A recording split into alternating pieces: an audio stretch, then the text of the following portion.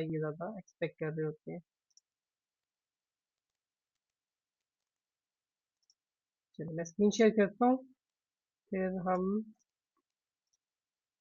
इसको स्टार्ट करते हैं। असल में ना,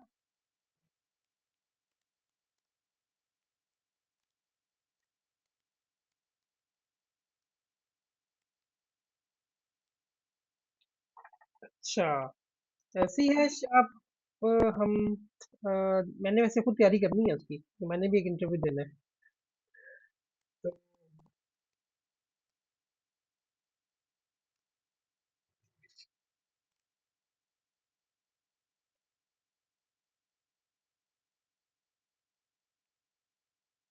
हम्म, लेकिन इस तरह होगा ना, अभी तो हमने इसकी नेटवर्किंग करनी है इसमें, और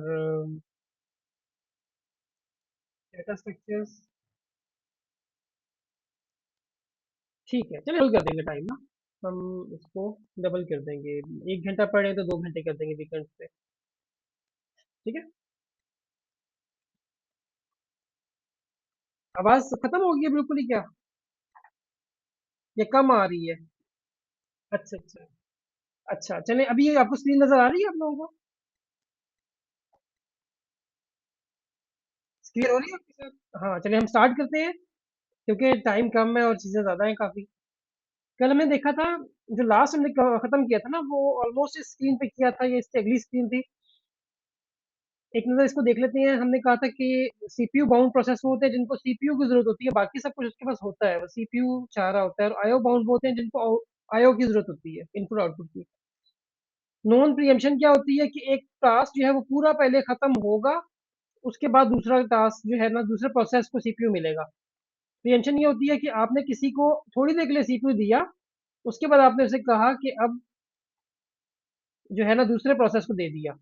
ठीक है। जैसे घरों में आमतौर पे क्या होता है, जो बहन भाई हैं वो अगर एक कंप्यूटर एक है, जो पहले जिस तरह हुआ करता था, या मोबाइल एक है, तो वो थोड़ी थोड़ी देर के लिए यूज कर लेते हैं। 1 घंटा एक ने यूज कर लिया, 1 घंटा दूसरे ने यूज कर लिया। ठीक है। तो अगर वो थोड़ी देर यूज कर उसको आप किसी और को दे देंगे, और पहले वाले को कुछ देर बाद दोबारा आप दे देंगे, तो ये प्रीएम्पशन होती है। नॉन प्रीएम्पशन होती है कि एक बंदे ने काम कंप्लीट कर लिया एक प्रोसेस में पूरा अपना, उसके बाद उसने दूसरे को सीपीयू रिलीज किया फिर दूसरों के लिए। प्रोसेस कंट्रोल ब्लॉक हमने देखा था कि प्रोसेस रिलेटेड इंफॉर्मेशन होती है इसके अंदर। ठीक है। प्रोसेस आमतौर पे देखें ना, वो कहाँ तक रन हो गया हमें ये नहीं पता होता। तो इसके अंदर ये इसका जो है ना प्रोग्राम काउंटर, एक वेरिएबल होता है, भी ये समझ ले, जो बताता है कि कहाँ तक प्रोग्राम एग्जीक्यूट हो चुका है या प्रोसेस एग्जीक्यूट हो चुका है कहाँ तक।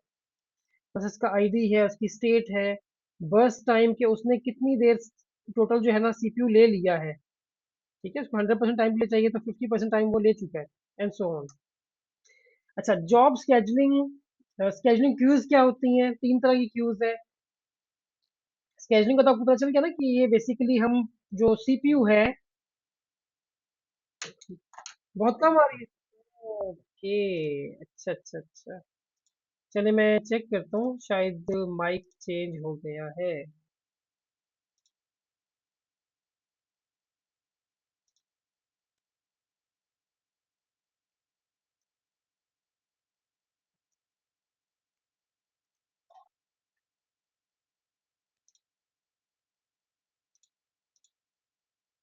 चलिए अब इसका मसले का हमें तो पता तो नहीं है कि क्यों ऐसा हो रहा है। Anyways, hope to the best. अच्छा, जॉब स्केजलिंग क्यूज क्या होती हैं? सबसे पहले एक जॉब क्यू होती है।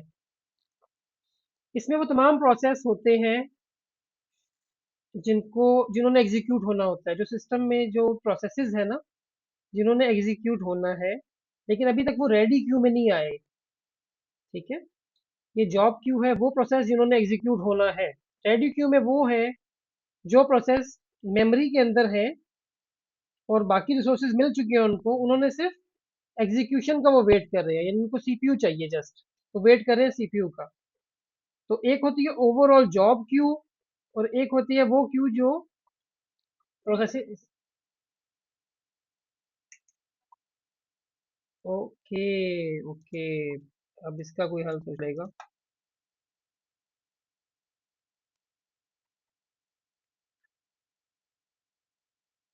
ओके, चलिए मैं इसका कोई हल निकालता हूँ। मैं नेट जरा चेंज करके देखता हूँ।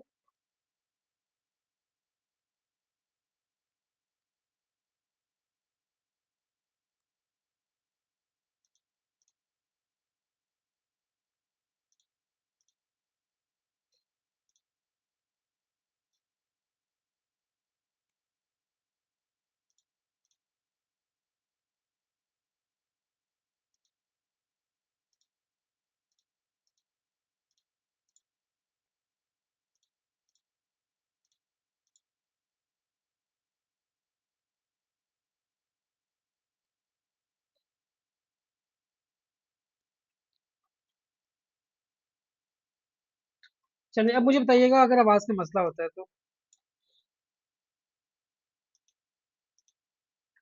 अब आवाज ठीक आ रही है? हेलो।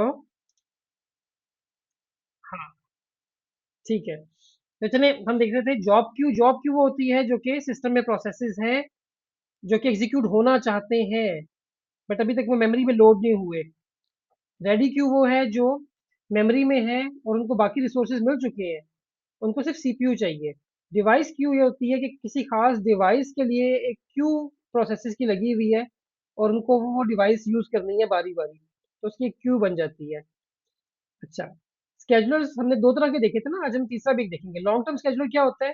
ये डिसाइड करता है कि कौन से प्रोग्राम है जिनको एडमिट करना है सिस्टम में डिस्क से और उनको प्रोसेस बनाना है, यानी कि जो जॉब क्यू है ना वहां से रेडी क्यू में कितने प्रोसेसेस को लेके आना है, ये लॉन्ग टर्म स्केजुलर करा होता है।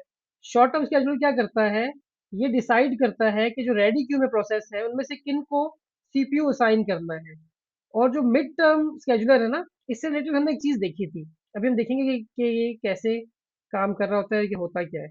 ये मैनेज करता है जो प्रोसेसेस होते हैं ना, बाजूकात वो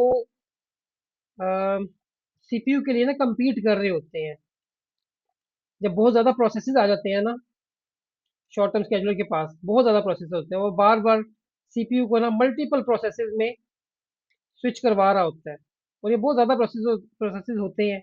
तो वो क्या करता है, कुछ प्रोसेसेस को टेम्परेली मूव कर देता है रैम में, सॉरी रैम से हार्ड डिस्क में, और हार्ड डिस्क से वापस ले आता है रैम में। ये कॉन्सेप्ट हमने कल पढ़ा था ना, इसे हम कहते हैं virtual memory.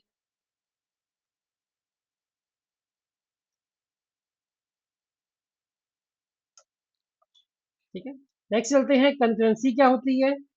Multiple processes running at the same time. ये हम वैसे भी यूज करते हैं ना कि पैरेलल में हम अगर कोई काम कर रहे हैं, या कॉन्करेंसी का वर्ड हम यूज करते हैं, कॉन्करेंट का वर्ड यूज करते हैं कि अगर एक वक्त में मल्टीपल प्रोसेसेस रन कर रहे हैं तो उसे हम कॉन्करेंसी कहते हैं। और नॉर्मली क्या होता है जो हमने देखा था, मल्टी प्रोग्रामिंग हमने देखा था ना, उसमें सिंगल सीपीयू होता है लेकिन प्रोसेस मल्टीपल होते हैं जो काम जो रन हो रहे होते हैं। अब पैरेलल प्रोग्रामिंग क्या होती है? Multiple processes running different job, या इसको हम मल्टी प्रोग्रामिंग भी कहते हैं। Multiple processors running different jobs. बाजू का इनिशियली तो ये होता था कि एक सीपीयू होता था और मल्टीपल प्रोसेसेस होते थे और सीपीयू उनको टाइम स्लाइसिंग कर रहा होता था। तो बाद में क्या हुआ कि ऐसे प्रोसेसर बन गए, ऐसा आर्किटेक्चर बन गया कि जिसमें multiple processors at a time काम कर रहे होंगे। लेट से तीन प्रोसेसर हैं और जॉब जो है, जॉब्स लेट से 100 प्रोसेसेस है या जॉब्स है, ठीक है? अब 100 प्रोसेसेस को ये तीनों मैनेज कर रहे हैं। अगर कोई प्रोसेस बड़ा आ गया है, लेट से एक ही प्रोसेस आ गया बड़ा, तो उसको भी ये तीनों पार्शली जो है ना एग्जीक्यूट कर रहे होंगे। वो कैसे होता है वो भी हम देखेंगे थोड़ा बहुत आगे। तो इसका सोल्यूशन क्या होता है? अच्छा हाँ, नेक्स्ट चीज, मसला ये आएगा कि बड़ा प्रोसेस, ये जो मैं कहता है हम डिस्कस करेंगे। एक बड़ा प्रोसेस आ गया, अब बड़ा प्रोसेस स्प्लिट तो हो नहीं सकता इनिशियली ना, कि हम इसको तीन पार्ट्स में डिवाइड करें इन तीनों को देने के लिए। तो उसका सोल्यूशन हम ये निकालते हैं कि हम इसको उसमें थ्रेडिंग कर लेते हैं, मल्टी थ्रेडिंग। थ्रेडिंग ये होता है कि एक ही प्रोसेस है आपके पास, आपने उस प्रोसेस को के अंदर थ्रेड्स बना दिए, एक, दो और तीन। एक काम एक थ्रेड में हो रहा है, दूसरा काम दूसरे थ्रेड में, तीसरा काम तीसरे थ्रेड में। सो इस तरह से ये होता है कि ये तीनों काम डिफरेंट प्रोसेसर्स में होंगे और काम जल्दी हो जाएगा।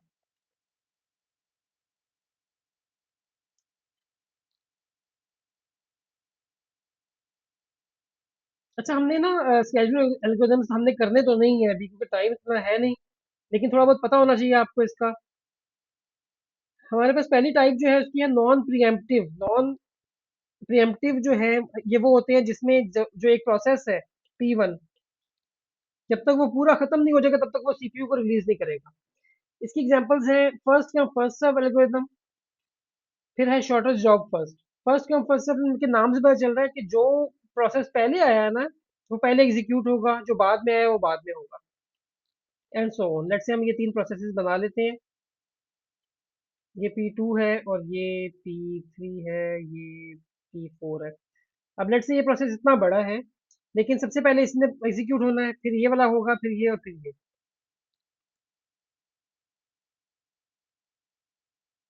अच्छा, ऑन द अदर हैंड ये था कि एक शॉर्टेस्ट जॉब फर्स्ट में ये होता है कि आपके पास ये प्रोसेसेस अगर आए हुए हैं ना, और इसमें हमें पता है P4 सबसे छोटा है प्रोसेस, तो सबसे पहले ये एग्जीक्यूट होगा। उसके बाद वो देखेगा उससे बड़ा कौन सा है। लेट्स से P1 है, फिर P1 एग्जीक्यूट होगा, फिर P3 होगा, फिर P2 होगा। इस तरह से काम चलता है इसमें। प्रीएम्प्टिव क्या होते हैं? प्रीएम्प्टिव में जिसका shortest remaining time first, priority scheduling और राउंड रॉबिन। प्रीएम्प्टिव में बेसिकली वो टाइम स्लाइसिंग कर रहा होता है कि एक प्रोसेस है, उसको थोड़ी देर के लिए सीपीयू दिया, लेट्स से 10 मिली सेकेंड्स के लिए, एक प्रोसेस को दिया, उसके बाद P2 को दिया, और फिर ये रिपीट कर रहा होता है। जब P2 और P1 दो ही प्रोसेस है ना, और इसका टोटल टाइम था, इसको हम इधर देख लेते हैं। हमारे पास एक प्रोसेस 1 है, प्रोसेस 2 है, इसका हम आमतौर पर टेबल बनाते हैं इसमें।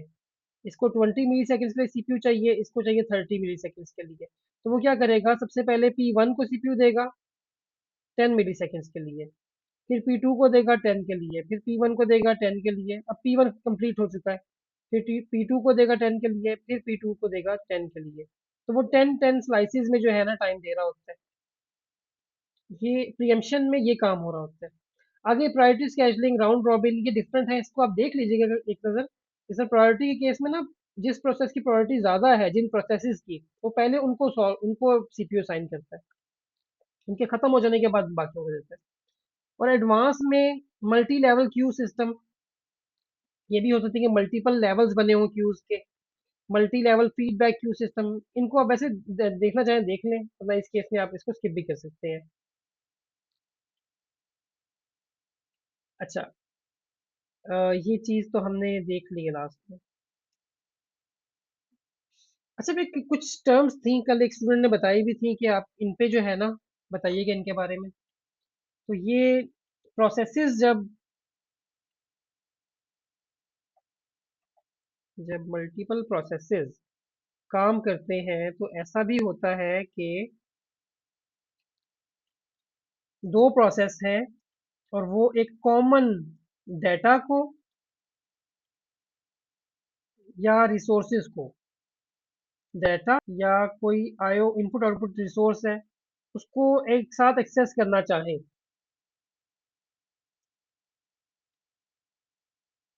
तो उस केस में क्या होता है? लेट्स से हमने बात की थी प्रिंटर की, कि दोनों ने प्रिंटर को यूज करना है, या एलसीडी पे दोनों प्रोसेसेस ने कुछ डिस्प्ले करवाना है एट अ टाइम। या डेटा की अगर हम बात करें कि कोई ऐसा डेटा है जो दोनों ने यूज करना है। इसकी सिंपल एग्जांपल ये हो सकती है कि हमारे पास दो प्रोसेसेस हैं। ये वैसे एक प्रॉब्लम आती है, इसको हम चले अंडरस्टैंड करने की इसके एग्जांपल के थ्रू कोशिश करते हैं। आपके पास जो बैंक है ना, उसमें अकाउंट में $100 पड़े हुए हैं। एक प्रोसेस जो है P1 और P2, इसने इसको विदड्रॉ करने की रिक्वेस्ट जो है भेजी है, और एक ने जो है, बल्कि दोनों ने एट अ टाइम विदड्रॉ की रिक्वेस्ट भेजी। या चले प्रोसेस को छोड़े, इस केस में हम पर्सन ले लेते हैं ना। दो पर्सन है, उनका शेयर्ड बैंक अकाउंट है, दोनों ने एटीएम में सेम टाइम पे विदड्रॉ किए $100। दोनों को उस वक्त में $100 नजर आएंगे, ठीक है। तो जबकि असल में होगा क्या, दो ट्रांजेक्शन हो जाएंगी। -$100 एंड -100। तो जबकि असल में बैंक अकाउंट में $100 ही पड़े थे, तो एक ट्रांजैक्शन के बाद इसको ज़ीरो हो जाना चाहिए था। ठीक है, तो इस केस में इस तरह के जो मसला होता है ना, उसमें जहाँ पे एक शेयर्ड रिसोर्स होती है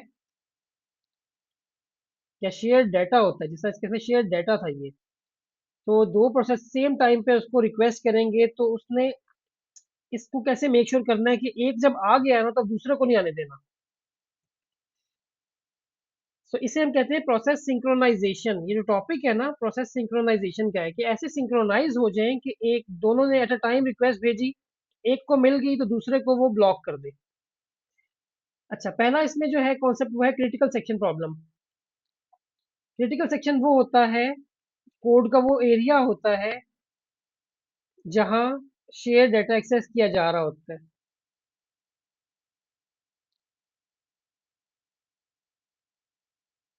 तो ये वो जगह, वो एरिया है जहाँ पे शेयर डाटा एक्सेस हो रहा है। यानी इस क्रिटिकल सेक्शन पे असल में हमने काम करना होता है कि इस जगह पे हमने कोई ऐसा कोड लिखना होता है जिससे हम प्रोसेसेस को सिंक्रोनाइज कर सकें। अच्छा, रेस कंडीशन क्या होती है? Situation where the final outcome of a process depends on the relative timing of event. जो भी हमने एग्जांपल देखी है उसमें देखिए, इवेंट की जो टाइमिंग है वो मैटर कर रही थी ना। दोनों ने एट अ टाइम अगर ये काम किया है, विदड्रॉ कराए $100, फिर मसला आएगा। that the programmer cannot that the programmer cannot control. It is like a race between different threads or processes to access shared resources, and the outcome changes depending on who wins the race. ठीक है। अच्छा, race condition ये होती है कि जहाँ पे events की जो टाइमिंग है उसकी बेस पे आउटपुट डिपेंड कर रही होती है। अगर एक पहले एक्सेस करेगा और उतनी देर में अकाउंट बैलेंस जो है, एक ने $100 विड्रॉ करवाए, अकाउंट बैलेंस जीरो हो गया, अब दूसरे ने 100 की रिक्वेस्ट भेजी, तो उसको एरर मैसेज डिस्प्ले हो जाएगा। लेकिन अगर दोनों ने at the same time request भेज दी, तो उस केस में इशू आ रहा होगा ना।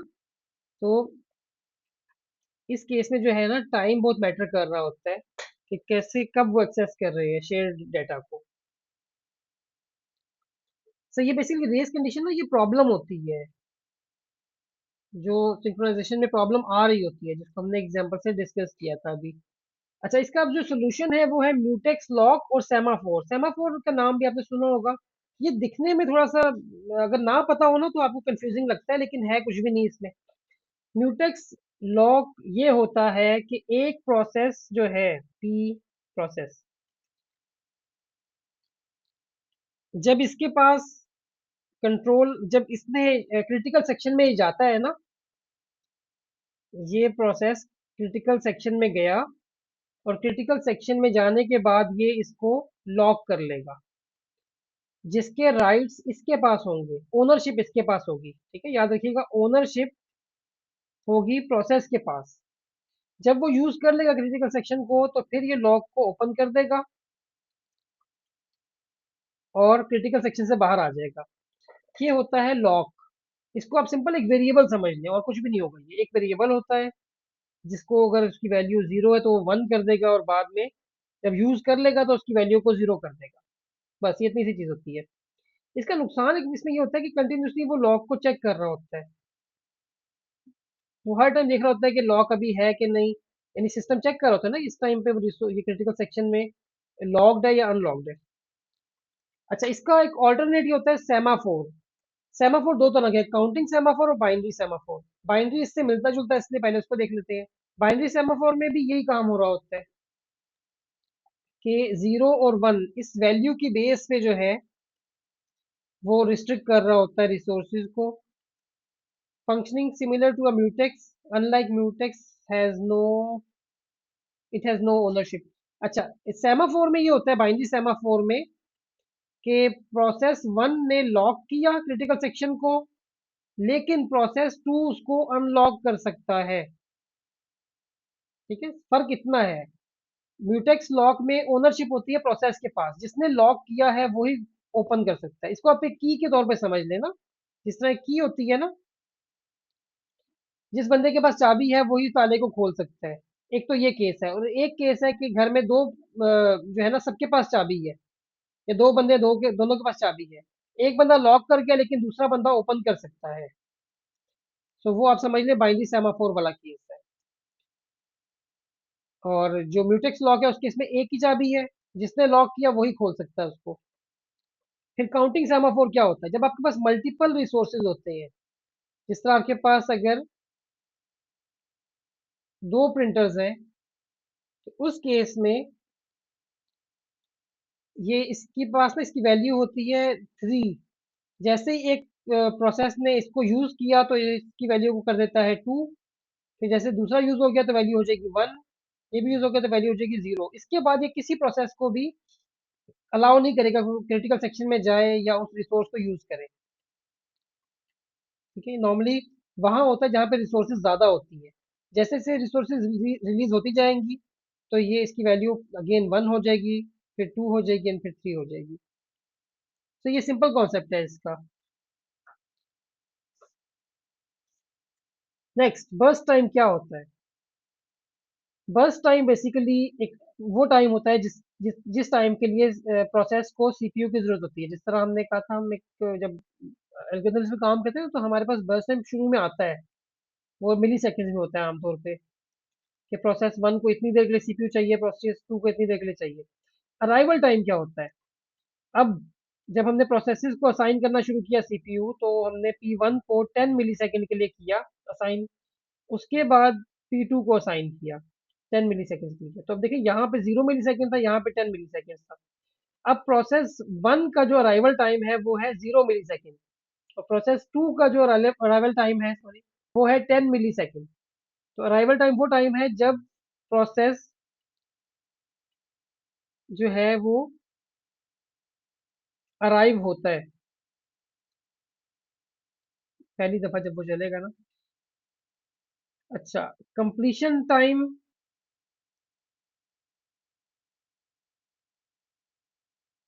अच्छा सॉरी, एक चीज, जो अराइवल टाइम है ना, वो जब रेडी क्यू में प्रोसेस आ जाएगा, रेडी क्यू के बाद यही चीज हो रही होती है कि या तो उसको फौरन सीपीयू मिल जाएगा या वो वेट करेगा। जैसे इस केस में P2 जो है वो रेडी क्यू में पड़ा हुआ था, लेकिन 10 मिली सेकेंड के बाद उसको सीपीयू मिला, तो उसका अराइवल टाइम है 10 मिली सेकेंड।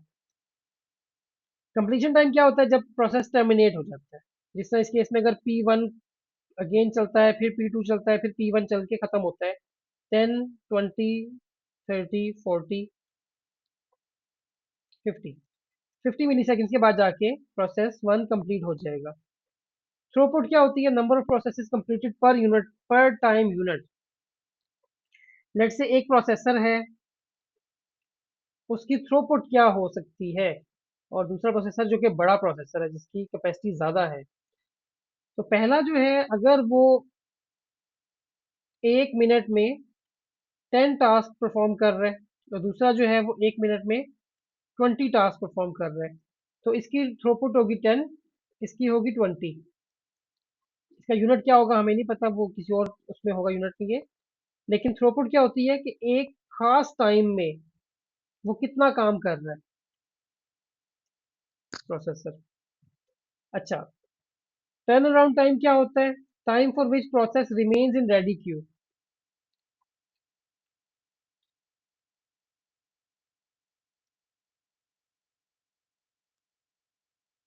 अच्छा, ये चीज आपको समझ आ रही है जो हम ये चीज डिस्कस कर रहे हैं कि किस तरह से स्केड्यूलिंग में सीपीयू असाइन हो रहा होता है।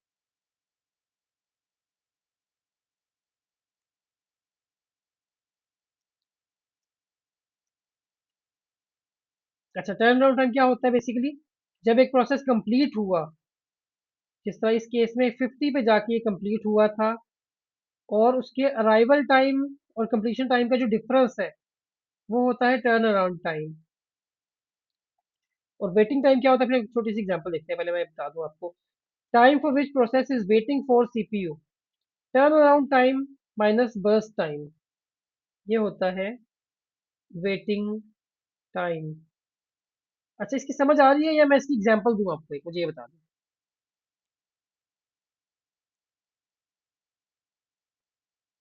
ओके, आपने ना असल में इसकी हमने एग्जांपल अगर की हो ना, प्रैक्टिस की हो, तो फिर ये बड़ा इजी हो जाएगा। क्योंकि हमने नहीं की तो हम इसको देख लेते हैं।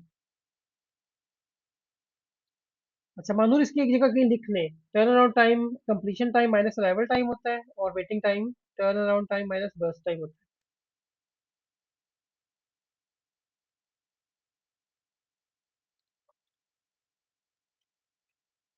बेसिकली आपके पास ना एक प्रोसेस है जिसको 20 मिली सेकेंड्स के लिए सीपीयू चाहिए, और एक प्रोसेस है जिसको 30 मिली सेकेंड्स के लिए चाहिए।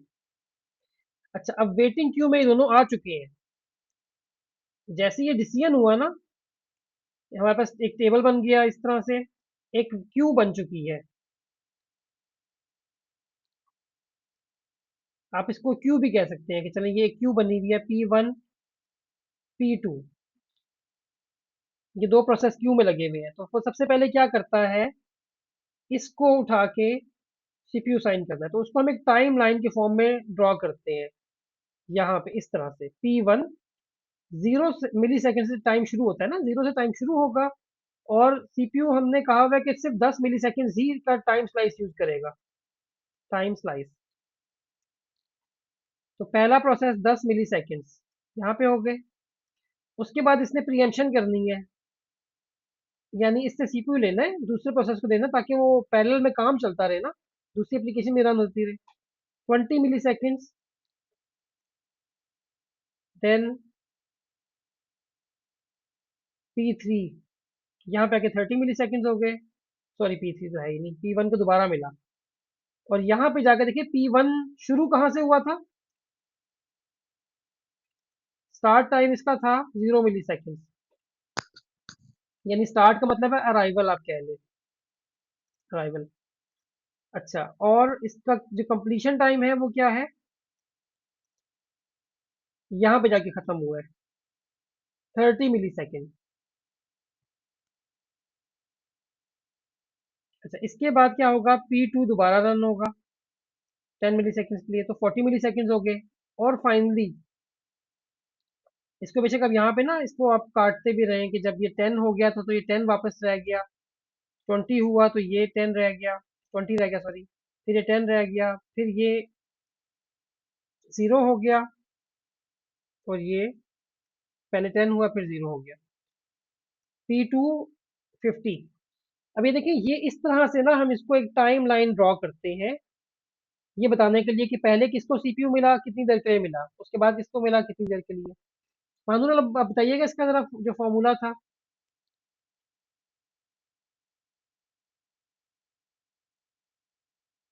Completion time minus turn minus arrival time, नहीं, हाँ, टर्न अराउंड टाइम का हम निकाल रहे हैं ना। अच्छा कंप्लीशन देखिए, प्रोसेस वन की देखिए कंप्लीशन कहाँ पे हुई है, यहाँ पे जाके कंप्लीशन हुई है, 30 मिली सेकेंड्स में वो खत्म हुआ है। और वो आया कब था, 0 मिली सेकेंड्स पे आया था। तो इसका टर्न अराउंड टाइम 30 मिली सेकेंड्स होगा। दूसरा फॉर्मूला क्या था, इससे मेरे जेहन से निकल गया, क्योंकि अब हम इसको, ये तो गायब हो जाएगा।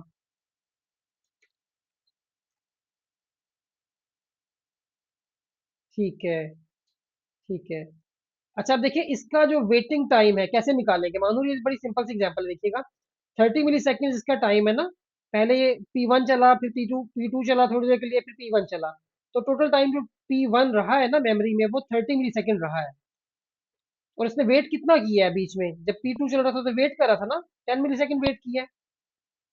तो अब देखिए वेटिंग का क्या था formula, waiting time is equal to turn around time minus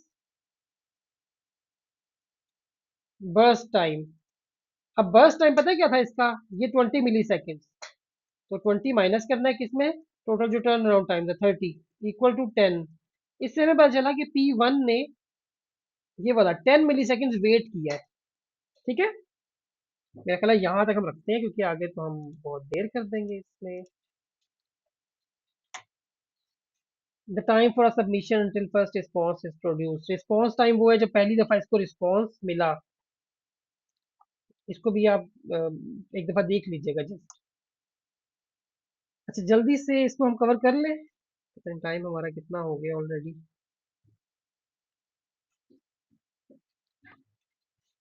ji unmute कीजिएगा जरा जल्दी से।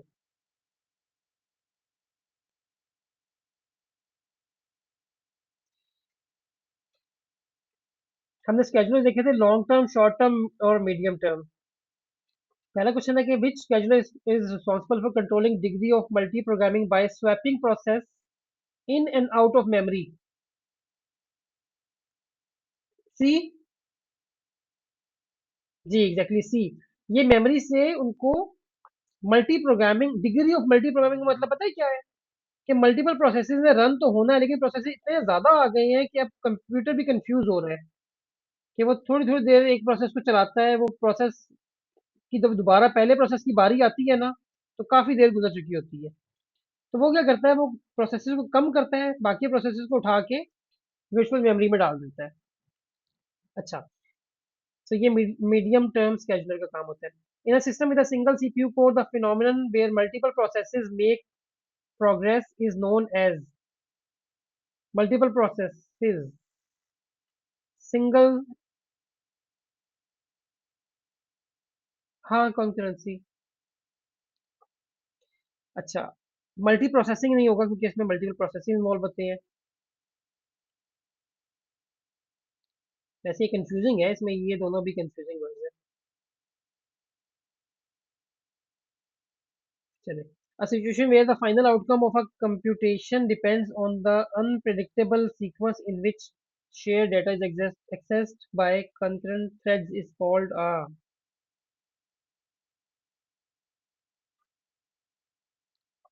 Race condition. जी।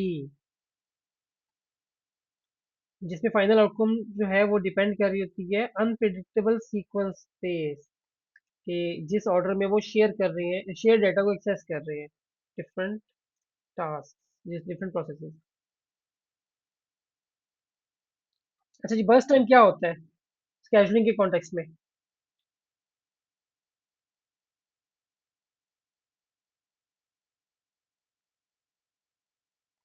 सी एग्जैक्टली, जितनी देर के लिए सीपीयू चाहिए उसको। जैसे लास्ट एग्जांपल हमने देखा था 20 मिली सेकंड के लिए चाहिए था। Which of the following synchronisation mechanism is characterised by having no ownership? अच्छा, इसमें ओनरशिप किसके पास नहीं होती लॉकिंग मैकेनिज्म में?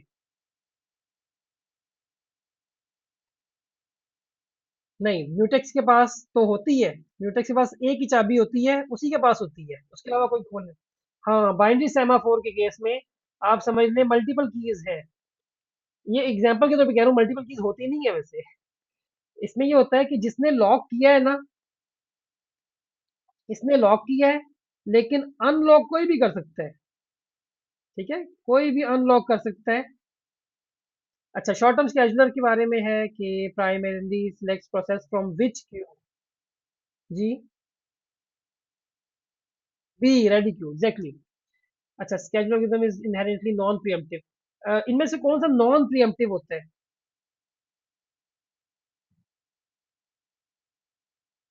इनहेरेंटली का मतलब है कि बाय डिफॉल्ट जो मर्जी कर लो, ये है ही नॉन प्रिएम्प्टिव।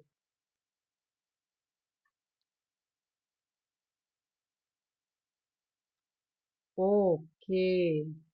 Non pre-emptive. अच्छा, प्रियम्पशन में तो वो सीपीयू एक से लेके दूसरे को दे रहा होता है। पहला भी नहीं होगा, दूसरा भी नहीं होगा, तीसरा भी नहीं होगा। हाँ, first come first serve. What is the primary purpose of a mutex lock?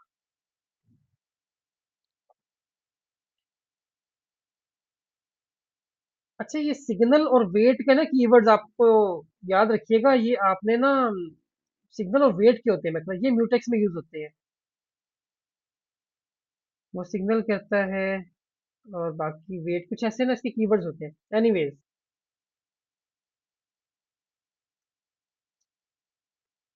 What is the primary purpose of a mutex lock?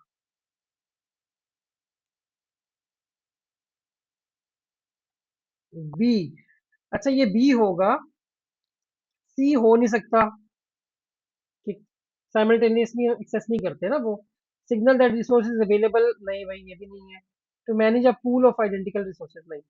For a process if completion time is 100 millisecond, arrival time is 0 millisecond, and the burst time is 80, what is its waiting time? waiting time होता है turn around time minus waiting minus burst time. Turn around time होता है completion time minus arrival time minus burst time, भी साथ शामिल कर लेते हैं। तो ये हो जाएगा 100 - 0 - 80 इक्वल्स 20। तो 20 मिली सेकेंड वेटिंग टाइम आ गया, ठीक है। नेक्स्ट, फाइनली सेमाफोर की वैल्यू अगर 1 है, इफ 3 थ्रेड्स कॉल वेट और acquire on its consecutively, what will be the state of the semaphore and the threads? पता नहीं, तो हम हमें पता ही नहीं कि हमने तो डिटेल में पढ़ा ही नहीं है इसको। अच्छा, एक काम करें, इसके बाद के मैं आपको ये स्लाइड्स दे दूंगा ना, आप इसको देख लीजिएगा, हम टॉपिक्स पे जाएं आगे।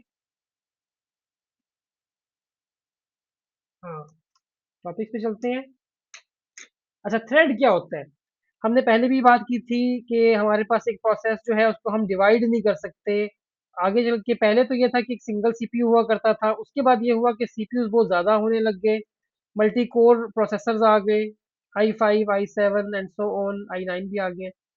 और फिजिकली भी मल्टीपल प्रोसेसर लगे होते थे, यानी होता है ये i7 हो, 7 कोर्स है और ये भी i7 है, तो ये अच्छी खासी प्रोसेसिंग बन जाती है। प्रोसेस को हम तोड़ नहीं सकते, ब्रेक नहीं कर सकते, तो हम क्या करते हैं, प्रोसेस के अंदर थ्रेड्स बना देते हैं। थ्रेड धागे को कहते हैं। यानी इसमें आप समझ लें कि एक शॉर्ट सा कोड हम लिख देते हैं किसी एक काम के लिए। और जहाँ पे ऐसी होते हैं ना, कोई फंक्शन होता है जो बहुत ज़्यादा रिसोर्सेज ले रहा होता है, उसको भी हम थ्रेड में डालते हैं। जैसे कि होता है ना, ग्राफिक्स की जो एप्लीकेशन होती हैं, फोटोशॉप वगैरह, उसमें भी जब आप कोई फिल्टर अप्लाई करते हैं ना, तो वो थ्रेड पे हो रहा होता है। जब भी आप मोबाइल ऐप्स में भी फिल्टर अप्लाई करते हैं किसी भी स्नैपचैट वगैरह में, तो वो काम थ्रेड में हो रहा होता है। थ्रेड पे ना हो तो आपकी एप्लीकेशन रुक जाए, है हो जाए। तो थ्रेड क्या होता है, लाइट प्रोसेस होता है, इसके लिमिटेड स्टैक और रजिस्टर होते हैं। इसको आप समझ लें कि ये डाटा के हवाले से, मेमोरी के हवाले से बात हो रही है, इसके वेरिएबल्स और memory. All other resources are shared from process. Thread जो है ना, उसके अपने कुछ लिमिटेड से उसका डाटा होता है, बाकी सारा डाटा जो है वो प्रोसेस से शेयर कर रहा होता है। Created and manage by process, तो जो प्रोसेस होता है वही थ्रेड्स को क्रिएट करता है। जिस तरह P1 प्रोसेस था, तो T1 T2 T3 इसके थ्रेड्स होंगे। और थ्रेड का कोई अलग से पीसी भी नहीं होता। प्रोसेस का तो एक पीसी भी होता है ना, प्रोसेस कंट्रोल ब्लॉक, जिसमें इसके डाटा पड़ा होता है। थ्रेड्स का कोई नहीं होता। दो तरह के थ्रेड होते हैं, एक यूजर थ्रेड्स होते हैं और एक कर्नल थ्रेड्स होते हैं। यूजर थ्रेड जो है उसको क्रिएट और मैनेज करती है यूजर एप्लीकेशन, जो सॉफ्टवेयर है। जिस तरह आप सॉफ्टवेयर डेवलपर्स हैं, तो आप अपने सॉफ्टवेयर के अंदर थ्रेडिंग कर सकते हैं, मल्टी थ्रेडिंग कर सकते हैं सॉफ्टवेयर को कई जगहों पे फास्ट करने के लिए। कर्नल थ्रेड जो है ये सिस्टम मैनेज कर रहा होता है। फायदा से क्या होता है, सिक्योरिटी इसमें आपके पास होती है। किस तरह से होती है वो इस टाइम पे हमारे पास हमें आइडिया नहीं है, हमें देखना पड़ेगा। इकोनॉमिक सोल्यूशन होता है। स्केलेबिलिटी है, स्केलेबिलिटी मीन्स कि आप कोड को ज़्यादा बढ़ा सकते हैं। जिस तरह इस केस में आप मल्टीपल सीपीयूज और भी हम लगा सकते हैं इसमें ना, क्योंकि थ्रेडिंग हमने कर दी है, तो एक बड़ा टास्क आएगा तो ये थ्रेड्स में वो डिवाइड होगा और ये सारे मिल के उसको जल्दी से सॉल्व कर लेंगे। रिस्पॉन्सिवनेस मतलब आपका सॉफ्टवेयर हैंग नहीं होता, जो मैंने आपको बताया ना फिल्टर के केस में। और कॉस्ट इफेक्टिवनेस, यानी ये एक्सपेंसिव नहीं होता। देन हमारा जो टॉपिक है वो है डेडलॉक। डेडलॉक एक ऐसी स्टेट है जिसमें आप समझ लें कि आपका सिस्टम जो है ना वो कम्प्लीटली हैंग हो जाता है। ट्रैफिक के केस में इसकी एग्जांपल देखी जाती है। ट्रैफिक के केस में डेडलॉक वो होता है कि यहाँ से ट्रैफिक आ रही थी, इधर से भी आ रही है, इधर से भी, इधर से भी, और हर जगह जो है ना ट्रैफिक जाम हो गई है, टोटल ट्रैफिक जाम हो गई है। ये डेडलॉक होता है।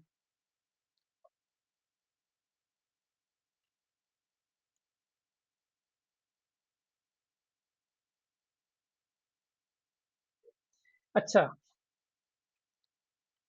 तो holding a resource and waiting to acquire,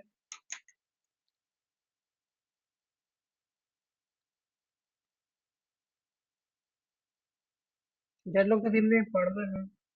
नहीं, अभी हमने पढ़ा ही नहीं है, ये तो मैं वैसे एग्जांपल दे रहा था कि जैसे ट्रैफिक जाम है ना, 4 रोड्स हैं, चारों में ट्रैफिक ब्लॉक हो जाए और आगे पीछे जाने का कोई रास्ता बचे ही ना, तो जो टोटल जैम होता है उसको आप डेडलॉक समझ लें, जैसे मैं ये कह रहा था।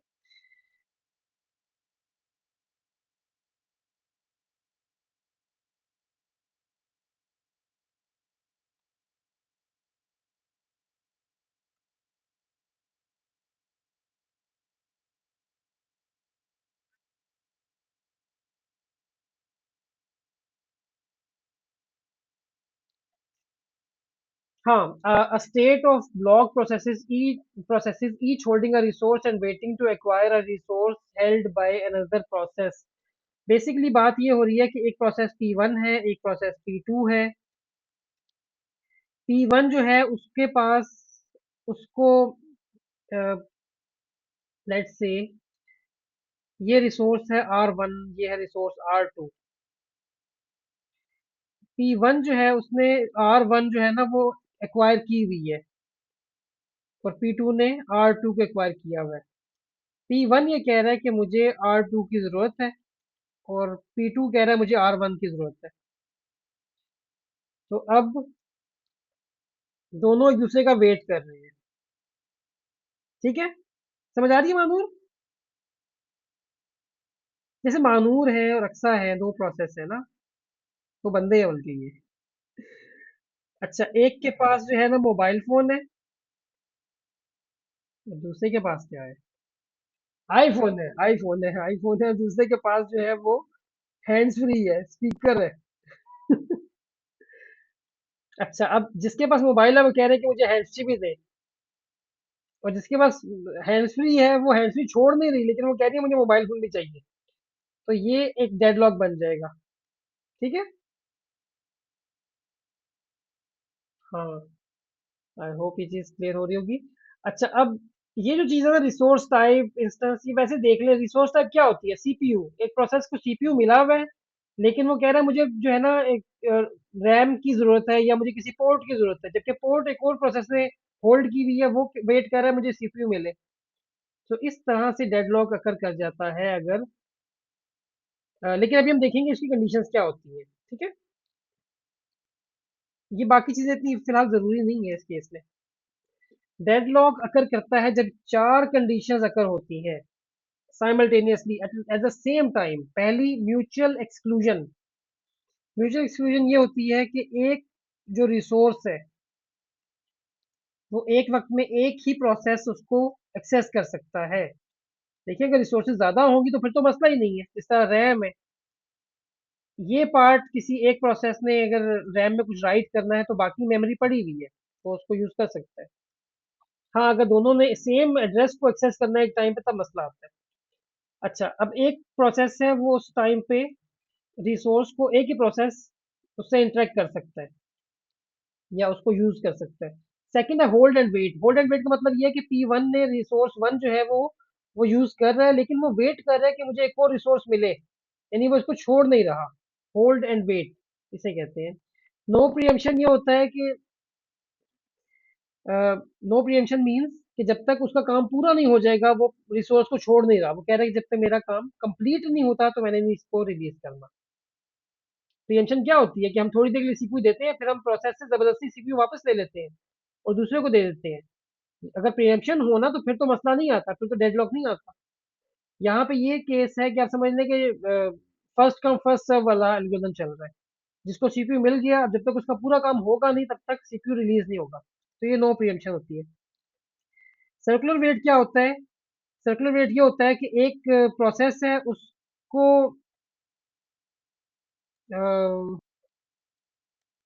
P1 वेट कर रहा है P2 का, P2 वेट कर रहा है P3 का, P3 वेट कर रहा है P4 का कि वो रिसोर्स रिलीज करे, और P4 अगेन P1 का वेट कर रहा है। अब ये सर्कुलर वेट बन गया।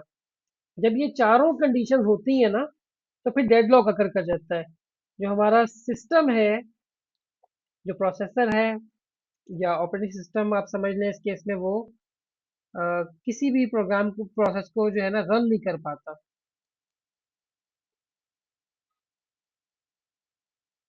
म्यूचुअल एक्सक्लूजन ये होता है कि एक रिसोर्स जो है वो शेयरेबल नहीं है, एक वक्त में एक ही प्रोसेस को यूज कर सकता है।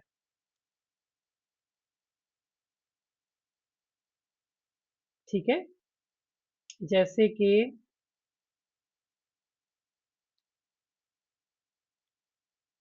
अम, इसकी क्या एग्जांपल्स देखें, बहुत सारी एग्जांपल्स इसकी आप सोच सकते हैं। जैसे आप समझ लेना, घर में एक टीवी है, एक वक्त में जो है ना एक ही बंदा उसका जो है ना रिमोट उसके पास है, वो उसको कंट्रोल कर सकता है। ठीक है, या क्या एक घर में अगर से वॉशरूम है, तो वो एक वक्त में एक ही पर्सन उसको यूज कर सकेगा।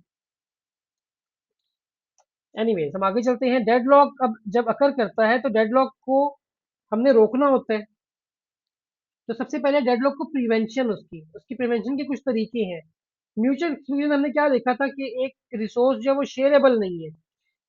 तो इसका सोल्यूशन ये होता है कि अगर हमने पहले वाले मसले को हल करना है तो हम रिसोर्स को शेयरेबल बना दें। जैसे एक प्रिंटर है ना, बाजू का हम क्या करते हैं ऑफिस में प्रिंटर को शेयर कर देते हैं। मेरे सिस्टम के साथ प्रिंटर लगा हुआ है, अब कोई और जो है ना कंप्यूटर के साथ, लेट्स से ये सीपीयू इतना मेरा, इसके साथ प्रिंटर अटैच है, मैंने इसको शेयर कर दिया। अब कोई और पीसी जो है वो भी इसको रिक्वेस्ट भेज सकता है। Second, hold and wait. Hold and wait में क्या होता है, इसका पहला सोल्यूशन क्या है कि देखिए ना, एक प्रोसेस है, वो रिसोर्स उसने होल्ड कर लिया। पहला ये है कि हम प्रिडिक्ट करें चांस कि जो है प्रोसेस जो है वो होल्ड एंड वेट की स्टेट में जा सकता है, उसके एल्गोरिदम्स मौजूद होते हैं। सेकंड है कि हम रिसोर्स जो रिलीज करवा दे, यानी ऑपरेटिंग सिस्टम रिलीज करवा दे रिसोर्स, जबरदस्ती उससे रिलीज करवा दे ताकि काम चलता रहे, डेडलॉक में ना जाए सिस्टम। ठीक है, सिंपल से दो चीजें हैं, या तो हम एल्गोरिदम यूज करके हम ये प्रिडिक्ट करें, प्रिडिक्शन के एल्गोरिदम यूज करें जिससे पता चले कि ये होल्ड एंड वेट की स्टेट में जाएगा कि नहीं। दूसरा ये है कि हम रिलीज करवा दें जबरदस्ती। नो प्रीएम्पशन के केस में क्या है कि कुछ प्रोसेसेस को हम प्रीएम्प्टिव बना दें, तो इससे डेडलॉक में जाने के चांसेस कम हो जाएंगे। और फिफ्थ क्या है कि अगर ये वाली स्टेट बन जाए ना, ये वाली, तो ऑपरेटिंग सिस्टम क्या करता है, एक जो है ना चेन में इस एक को ब्रेक कर देगा, इसको ब्रेक कर देगा लेट्स से, या इस प्रोसेस को निकाल देगा, पीछे भी तीन प्रोसेस रह गए और ये, तो अब वो सर्कुलर वेट वाला लूप नहीं बना। ये था प्रिवेंशन। एक तरीका होता है कि प्रिवेंशन मीन्स कि पहले ही ऐसे आप इकदाम करें कि जिससे डेडलॉक ना आए। एक है अवॉइडेंस, कि डेडलॉक को हमने अवॉइड करना, आने ही नहीं देना। इसका क्या तरीका होता है, system dynamically checks if granting a resource request could lead to deadlock in the future. इसका एक एल्गोरिथम होता है जो कि आगे हम देखेंगे तो नहीं, हम इसका सिर्फ नाम देखेंगे, बैंकर्स एल्गोरिथम। ये क्या करता है, ये पहले ही प्रिडिक्ट करता है और देखता है कि सिस्टम किसी अनसेफ स्टेट में तो नहीं जा रहा, अगर मैं उसको कोई रिसोर्स दे देता हूँ तो पहले से तमाम पॉसिबल जो कम्बिनेशन है ना वो चेक करता है कि सिस्टम डेडलॉक में तो नहीं जाएगा। अगर उसे कोई भी चांस मिले तो वो बता देता है और उसको रिसोर्स नहीं देता। तो सेफ और अनसेफ स्टेट्स, ये दो स्टेट्स होती हैं। अनसेफ स्टेट जो है ना मोस्टली डेडलॉक इसी में आकर करते हैं। तो ये जो हमारा एल्गोरिथम है ना, बैंकर्स एल्गोरिथम, ये इंश्योर करता है कि सिस्टम हमेशा सेफ स्टेट में रहे। तो ये पहले से ही सारे पॉसिबल चांसेस को चेक कर रहा होता है, प्रिडिक्शन कर रहा होता है, सारे केसेस चेक कर लेता है ये। नेक्स्ट, अच्छा इसको ना हम डेडलॉक को समझने के लिए बाजू का रिसोर्स एलोकेशन ग्राफ हम देख रहे होते हैं। इसमें क्या होता है कि इसमें प्रोसेसेस, रिसोर्सेज, ये हम इस तरह रिसोर्सेज को स्क्वायर से शो करते हैं, प्रोसेसेस को सर्कल से, और इससे हम वर्टिसेस बनाते हैं, एरोज से हम रिप्रेजेंट कर रहे होते हैं कि किसको जो है, किसने रिक्वेस्ट भेजी है रिसोर्स के लिए, किस प्रोसेस ने, और रिसोर्स पहले से किसको मिली हुई है। ठीक है, P1 रिसोर्स वन मांग रहा है और रिसोर्स वन पहले से P2 के पास है। इस तरह की चीजें होती हैं। अच्छा देन डेडलॉक, अच्छा दो चीजें हमने देखी थी, डेडलॉक प्रिवेंशन, डेडलॉक अवॉइडेंस। तीसरी चीज है डेडलॉक डिटेक्शन। बाजू का ये होता है कि हम डेडलॉक को रोक नहीं सकते, हम जब आ गया तो उसको डिटेक्ट करना है और फिर आगे उसकी रिकवरी करनी है। तो इस केस में ओएस जो है पीरियोडिकली चेक करता है कि सिस्टम की स्टेट क्या है। अगर डेडलॉक अकर कर गया है, इसमें वो प्रिवेंशन के एल्गोरिथम अप्लाई नहीं करता ना, ये अवॉइडेंस करता है। डिटेक्शन, ये जैसे बैंकर्स एल्गोरिथम होता है ना, उसी तरह ही एल्गोरिथम चल रहा होता है इसमें। और जो डेडलॉक आ चुका है वो उसको चेक कर रहा होता है। बैंकर्स एल्गोरिथम जो है वो फ्यूचर के डेडलॉक को प्रिडिक्ट करता है, जबकि डिटेक्शन एल्गोरिथम जो है वो देखता है कि अभी डेडलॉक आया तो नहीं हुआ।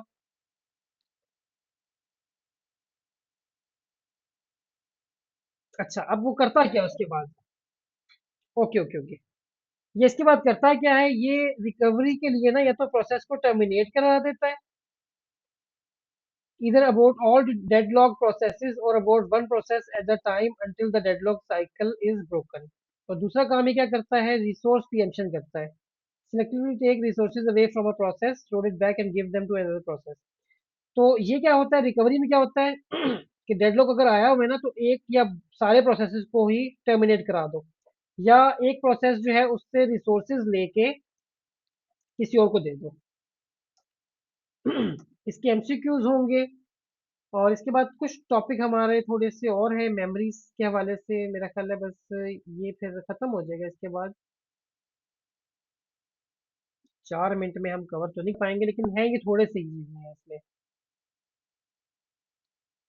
मैं वीडियो में भेज दूंगा. मैं आपको वीडियो भेज दूंगा. हाँ.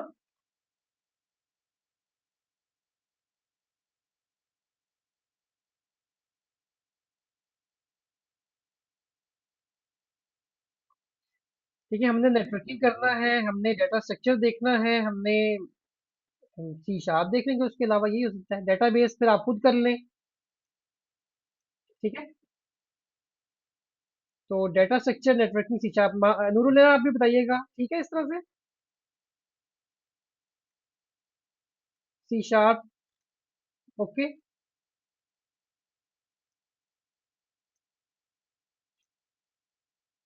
चलेगा फिर.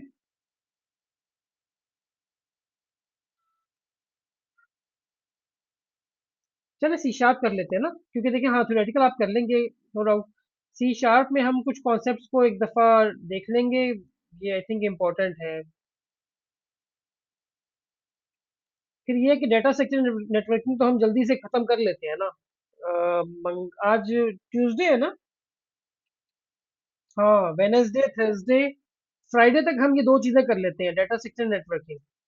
और फिर वीकेंड जब आएगा तो हम आराम से कौन से ये सी शार्प करेंगे. ठीक है. तो चलें. अच्छा, अभी ये इस एंड होने के बाद ना मैं इसको कंटिन्यू रखूंगा, तो बाकी जो टॉपिक्स है मैं ये वीडियो में ऐड कर दूंगा. ये मैं भेज भी दूंगा. एमसीक्यूज आपने खुद सॉल्व करने हैं.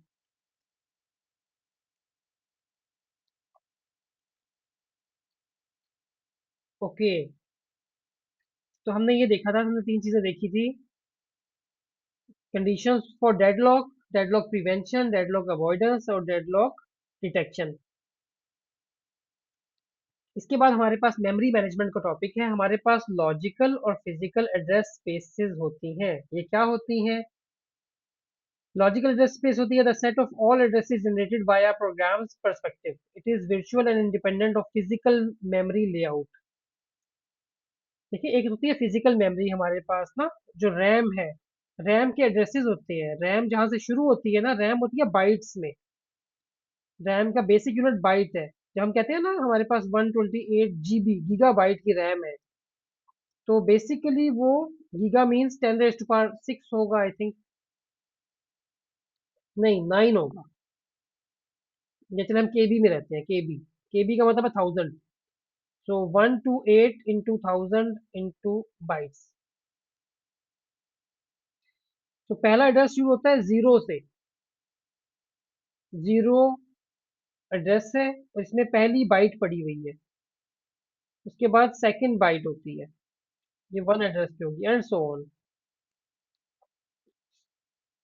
ठीक है. तो एंड पे जाके ना, लास्ट जो बाइट होगी 128 0 0 0, हम ये अज्यूम कर रहे हैं कि लास्ट बाइट होगी मेमोरी की. तो ये तो फिजिकल एड्रेसेस होते हैं. फिजिकल एड्रेस स्पेस होगी set of all addresses corresponding to actual hardware RAM. Memory management unit translate logical to physical address. तो ये फिजिकल एड्रेसेस होते हैं. लेकिन लॉजिकल एड्रेसेस क्या होते हैं? जो प्रोग्राम के पर्सपेक्टिव से बनाए जाते हैं. फिजिकल से ये डिफरेंट, अलग होते हैं.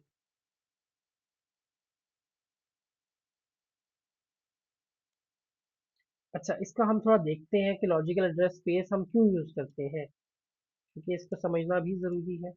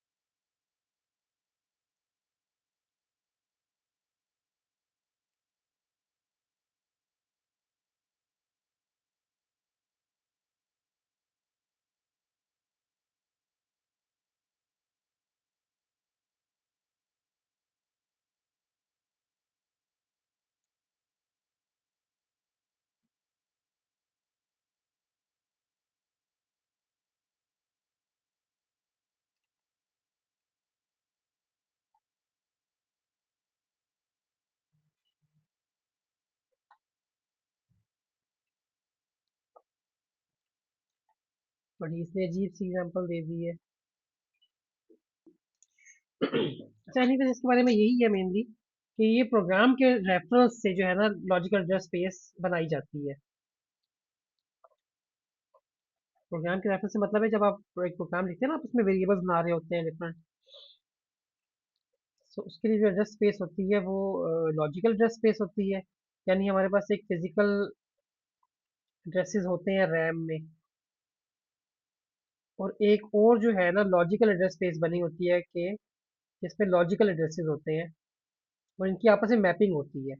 हो सकता है ये जो एड्रेस 00 है ये लॉजिकल एड्रेस स्पेस में यहाँ पड़ा हो, और ये जो 115 है हो सकता है वो यहाँ पे स्टार्ट में पड़ा हो, and so on. So swapping जो है, process is temporarily moved out of main memory to backing disk and then, sorry इसको बोलते हैं मेमोरी मैनेजमेंट यूनिट, एमएमयू। ये क्या कर रहा होता है, ये लॉजिकल को फिजिकल में ट्रांसलेट कर रहा होता है। ये जो प्रोग्राम हमारा यूज कर रहा होता है ना वो लॉजिकल एड्रेसेस को यूज कर रहा होता है। जब आप कहते हैं ना int n is equal to 5, तो n का एक एड्रेस होता है, n एक ब्लॉक बनता है, n को एक एड्रेस मिलता है, n के अंदर वैल्यू पड़ी होती है। तो ये एक लॉजिकल एड्रेस होता है, इस लॉजिकल एड्रेस को फिजिकल एड्रेस में ट्रांसलेट करता है एमएमयू। स्वैपिंग यहाँ पे टॉपिक आ गया।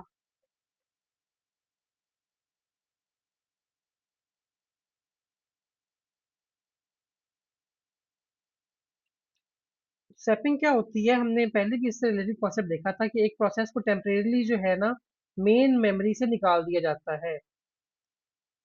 ठीक है, हमने इसके बारे में लास्ट में भी कुछ देखा है अभी ना, कोई ऐसा एक टॉपिक देखा था।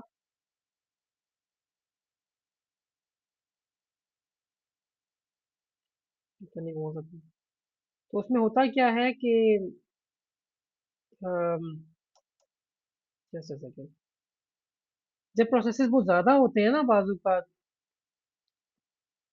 तो वो कुछ प्रोसेसेस को, जो इंपॉर्टेंट प्रोसेसेस है उनको मेन मेमोरी में रैम में रहने देता है और बाकियों को उठा के वो ब्लॉक कर देता है, और उनको वो ले जाता है वर्चुअल मेमोरी में। ठीक है, जो कि हार्ड डिस्क का पार्ट होती है। और जब ये प्रोसेसेस मेन मेमोरी में जो है, कुछ प्रोसेसेस जब टर्मिनेट हो जाते हैं अपना काम कर चुके होते हैं, तो वो दोबारा उठा के ना वहां से लेके इधर ले आता है इसको।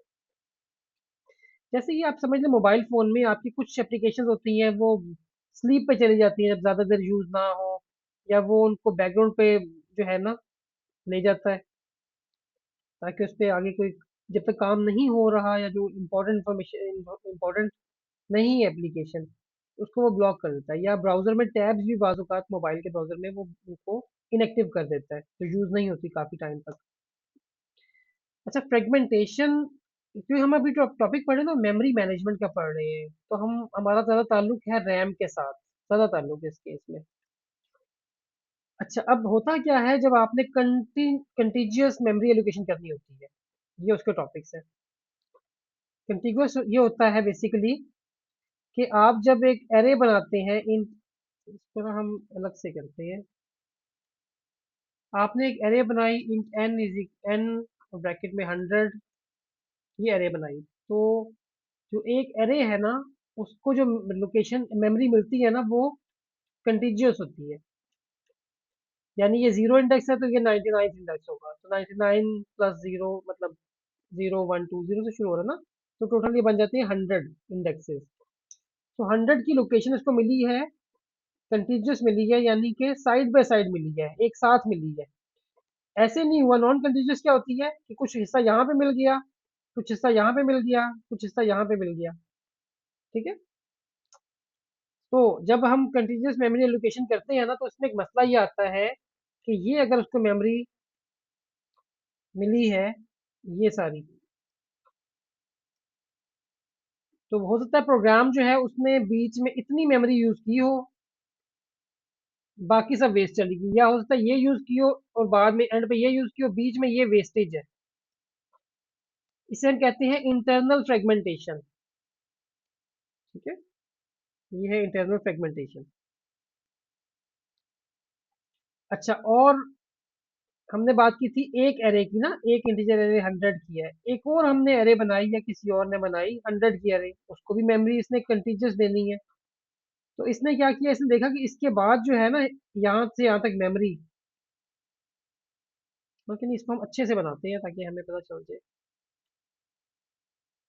हमने एक इंटीजर की एरे बनाई 100 की, उसके बाद एक और एरे बनाई, तो एक वेरिएबल बना दिया लेट से,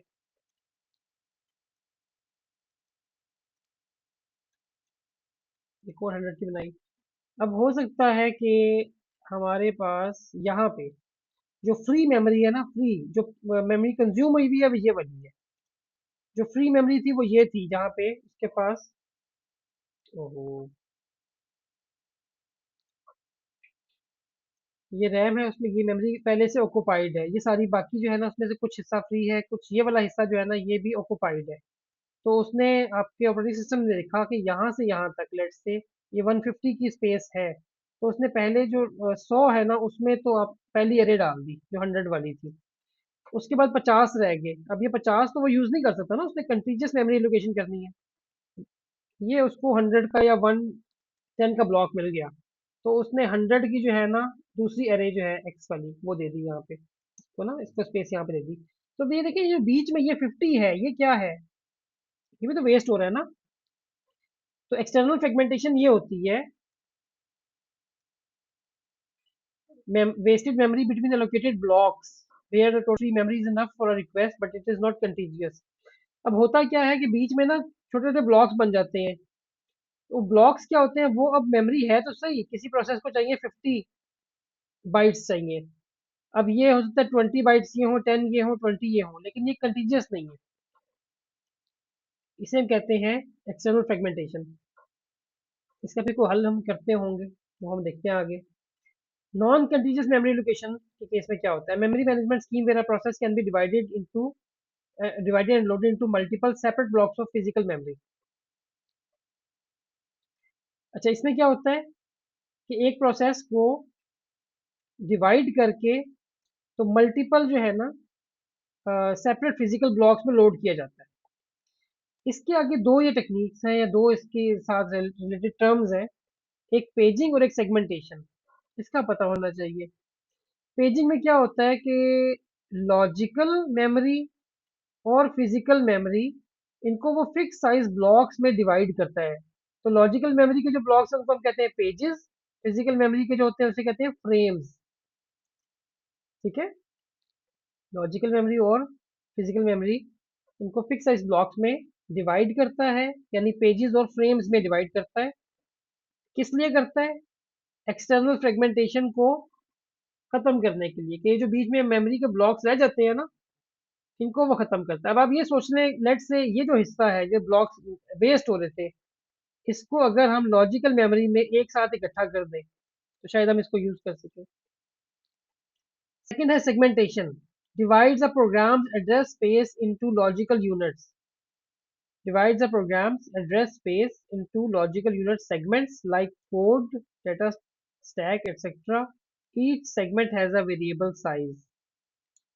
अच्छा, इसके ना मैंने कुछ थोड़ा सा नोट्स, कुछ इसकी हेल्प मैंने पहले से ना थोड़ी सी डिस्क्रिप्शन सेव कर दी थी पेजेस और सेगमेंटेशन की, ताकि हमें समझने में आसानी हो। तो हम सेगमेंटेशन को देखते हैं। सेगमेंटेशन के बारे में वो कह रहा है कि ये क्या होती है। A program is divided into logical variable size blocks called segment. Each segment has a specific job like code segment, data segment, stack segment।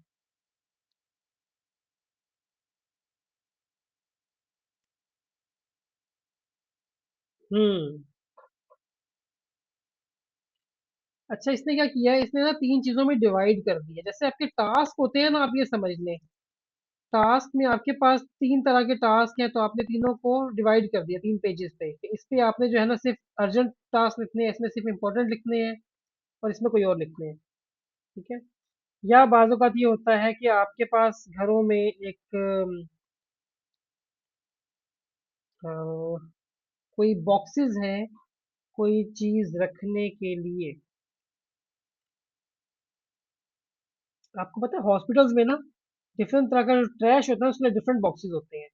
जिस तरह से कोई जो नॉर्मल पेपर्स वगैरह हैं उसके लिए हो सकता है ब्लू कलर की बास्केट हो, डस्टबिन हो।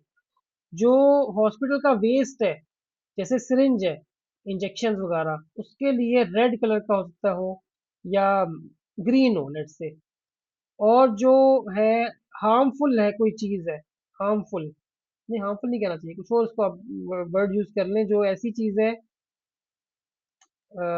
जो कि जैसे कि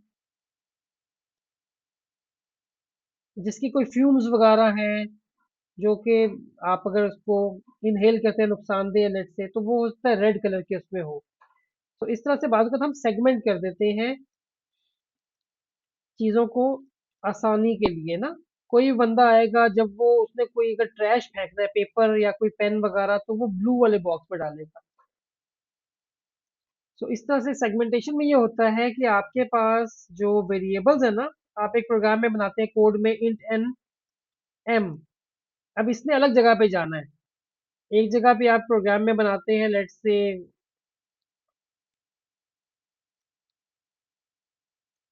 हम इसको एरे कह देते हैं लेट्स से, कि कोई एरे बनानी है। हम अज्यूम ये कर रहे हैं कि ये दोनों डिफरेंट सेगमेंट्स के हैं, ठीक है, अज्यूम ये कर रहे हैं।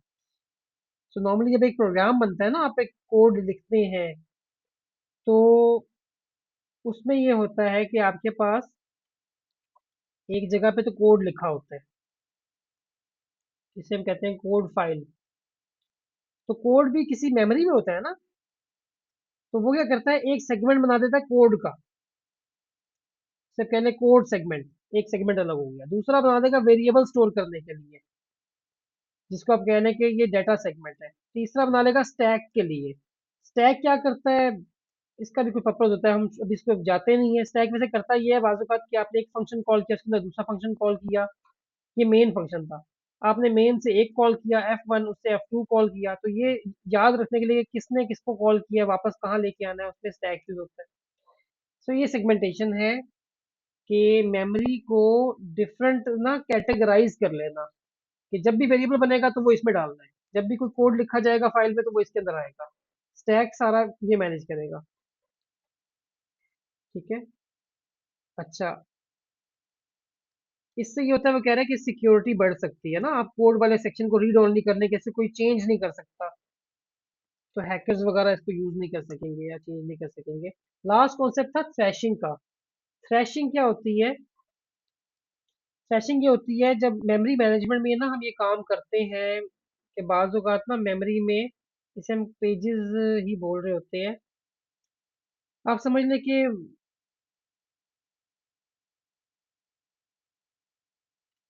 मेमोरी में ना वो डिफरेंट प्रोसेसेस के लिए, आप ये समझ लें जो पेजेस है ना,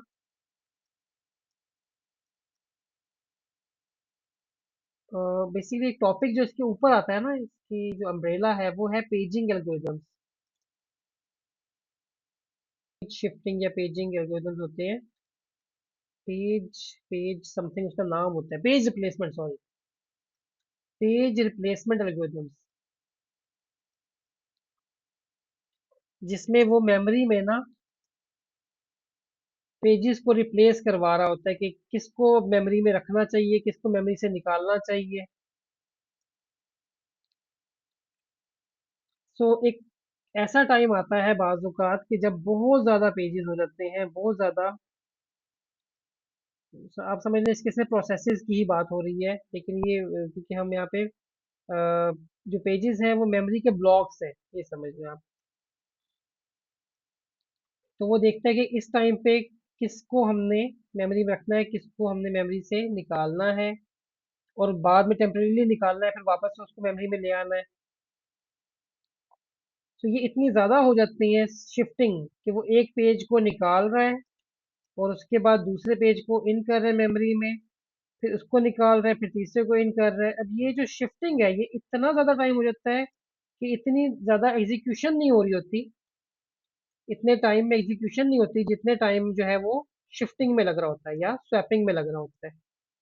किस चीज़ को बोलते हैं, थ्रैशिंग। यानी कि आपके पास लेट्स से 100 प्रोसेसेस आ गए, अब 100 प्रोसेसेस है, या इस केस में पेजेस की बात करें, 100 पेजेस हैं, आपने मेमोरी में उनको एक एक करके ला रहे हैं आप, और फिर उसको बाहर निकाल रहे हैं। एक वक्त में 10 पेजेस आते हैं, 10 आ गए, फिर थोड़ी देर बाद आपने एक को निकाला, दूसरे को इन कर लिया, फिर एक दो और को निकाला, फिर कुछ और को इन कर लिया। इस तरह से इतना ज्यादा काम बढ़ जाता है। इन ये जो है ना, जो शिफ्टिंग है या स्वैपिंग इतनी ज्यादा हो जाती है कि इतनी देर में तो आपका सीपीयू काम नहीं कर रहा होता, जितनी देर में ये शिफ्टिंग हो रही होती है। तो इस चीज को जो है हम कहते हैं थ्रैशिंग, ये एक बेसिकली प्रॉब्लम है।